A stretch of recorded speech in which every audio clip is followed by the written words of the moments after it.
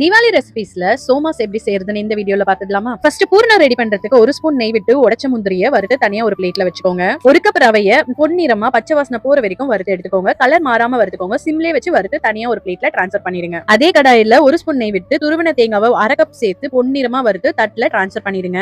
அரை டீஸ்பூன் ஏலக்காய், 3/4 கப் சக்கரை சேர்த்து நல்லா கலந்து எடுத்துக்கோங்க. இப்ப அவுட்டர் லேயர் ரெடி பண்றதுக்கு ஒரு கப் கோதுமை மாவுல கொஞ்சம் உப்பு சேர்த்து தண்ணி விட்டு நல்லா சப்பாத்தி மாவு மாதிரி பிசைஞ்சு எடுத்துக்கோங்க. 10 நிமிஷம் அப்படியே ரெஸ்ட்ல விட்டுட்டு அதுக்கப்புறமா மாவு எடுத்து நல்லா பிசைஞ்சு விட்டுட்டு உருண்டை பண்ணி எடுத்துக்கோங்க. உருண்டைய மாவுல நல்லா டிப் பண்ணிட்டு ரொம்ப தின்னா திரட்டி எடுத்துக்கோங்க. நான் மூடி வச்சு அதை அழகா ரவுண்டா கட் பண்ணி எடுத்துட்டு பூரணத்தை உள்ள வச்சுட்டு ஓரங்கள்ல தண்ணி தடவி அதை கம்ப்ளீட்டா சீல் பண்ணி எடுத்துக்கோங்க. இந்த மாதிரி பண்றதுக்கு பதில் சோமாஸ் அச்சு இருந்தாலும் அதையும் யூஸ் பண்ணி இந்த மாதிரி சீல் பண்ணி எடுத்துக்கலாம். நல்லா காஞ்சதும் ஒண்ணா எடுத்து எண்ணெயில விட்டு மீடியம் ஃபிளேம்லயே வச்சு குக் பண்ணி எடுத்துக்கோங்க. மீடியம் ஃபிளேம்ல வச்சு குக் பண்ணாதான் உள்ள இருக்க பூர்ணம் எல்லாம் நல்லா வெந்து வரும். இந்த தீபாவளிக்கு சோமாஸ் ட்ரை பண்ணி பார்த்துட்டு உங்க வியூஸ் அண்ட் கமெண்ட்ஸ் மறக்காம தெரிவிங்க. இதே போல வேற ஒரு வீடியோட நான் உங்களை சந்திக்கிறேன். பை.